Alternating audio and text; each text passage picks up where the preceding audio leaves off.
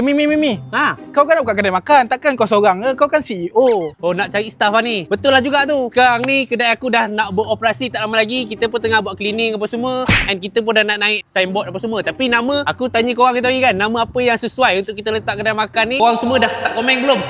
Ini boleh buat padang futsal kat sini? Tak ada. Ini tapak lama untuk buat projektor. Tak tahu kita nak pakai lagi ke tak, ataupun kita nak alih tengok buat pengubahsuaian apa, penambahbaikan apa untuk projektor ni. So bila kedai ni nak beroperasi nanti, kita memang akan memerlukan staff lah. Priority kepada orang-orang yang memang pernah kerja kedai makan lah. Yang mana ada tukang masak, kita pun nak cari tukang masak ekstra sebenarnya. Mana-mana ada kepakaran, dah pernah bekerja kedai makan, pernah kerja kedai-kedai busy sebelum ni, dah tahu dah selok-belok kedai makan. Dia alu-alukan untuk PM aku, okey?